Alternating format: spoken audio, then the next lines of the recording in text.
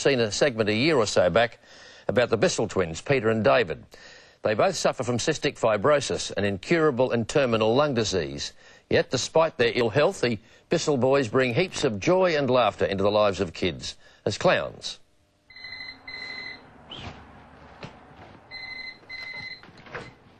Hello, Peebo and David. Oh, g'day, George. How are you? Mr. Negus.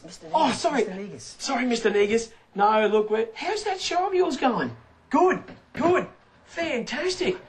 The Starlight Foundation? Oh, yeah, sure. We'd love to go over there and do a show. Fabulous. Meet Peebo and Dagwood, otherwise known as identical twins David and Peter Bissell. When they're not wearing makeup, that is. My name's Peebo.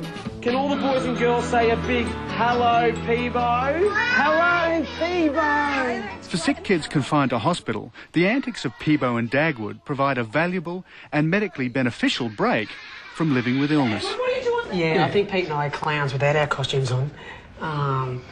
You know, we're always having fun and looking for every opportunity to laugh. But when you do put a clown costume on, I think you can get away with a lot more.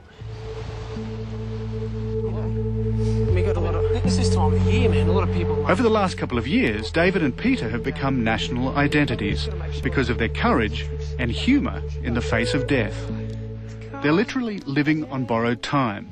The end could come in years, months, or even weeks. Dave and I were diagnosed with cystic fibrosis from an early age, given that our sister already had it, so they suspected it was in us, so the test came back positive. So I guess we've always known we've had CF, but the symptoms really didn't start to show for me until I was around about 16. We had a daughter, Tonya, who had cystic fibrosis, and so when we had the boys, they suspected right from the beginning that they had cystic fibrosis too.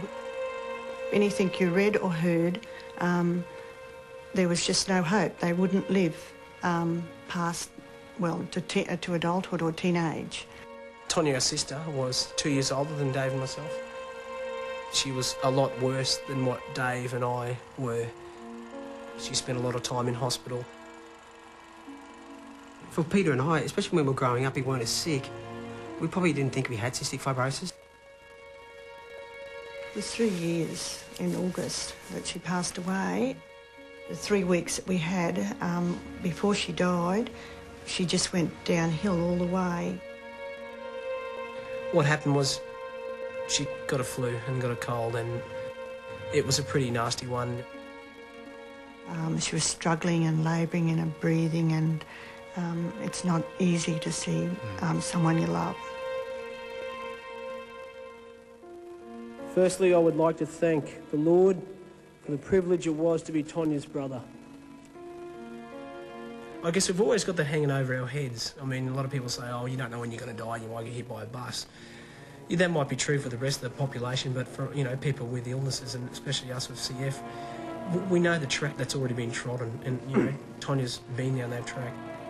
You would all agree that Tonya's life, although there were many struggles with her health, she was able to enjoy what life had to offer. It's hard when you hear a story like this not to feel an incredible amount of empathy. But it's also important not to get too sorrowful. They are incurable, but they're also incurably brave and incurably funny. Is there any hope for him? He's coming through. He's coming through. He's all right. He's okay. Yeah, they're fantastic. There he is. Look at that. Oh, here he is. Hey, yeah, Scott. How are you? Good to see you. Good to see you too, man. Oh, this is our new addition to the family. Oh, good. Yeah, he's been a little... Healthy male lungs have the capacity to hold 5 litres of oxygen. Peter's lung capacity is half that. David's is only 1.7 litres. And there's chronic infection in the lungs, and that results in scarring. And what you can see here is these white marks here are areas of pneumonia. So you've known the boys for about 5 years. What's it like being their doctor? Well, it's entertaining, you know.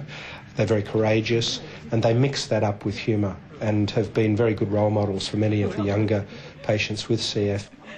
Now, we've got to draw a mouth, and we need to put some teeth in. What do you reckon? We've got to put some teeth. Yeah, we're going to draw it. We're just about to draw it. What sort of teeth do we want? Dave and I, we always see an opportunity. We always want to have a bit of a laugh. I guess we have experienced a lot of things in the years, especially growing up and teenagers, seeing our sister go to hospital a lot, and then ourselves requiring to go into hospital. I guess we've always known that there's always something hanging over our heads, but we always choose to be positive and have a great time and have a great laugh, always looking for opportunities to do so.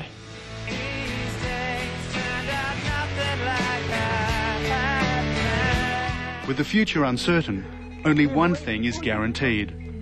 David and Peter are proof that laughter really is the best medicine. I think it's Dr. Bell, Scott Bell's 50th birthday. 40.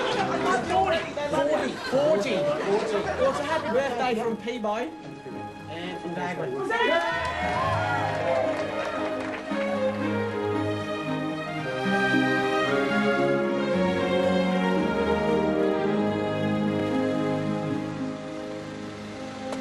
See you, mate. See you, Dad. Peter and I have achieved a lot of things in the short amount of time that we've already had here. You know, I don't think we probably would have done half the things we've done if we didn't have cystic fibrosis. You know, I often look at myself and I think, well, you know, if I didn't have cystic fibrosis, maybe I wouldn't be who I am. David Bissell. I reckon if you can be in David and Peter's situation and still joke about it, the rest of us should be laughing our heads off every minute of the day. That was David Adams there with the quite amazing Bissell twins, cheeky buggers.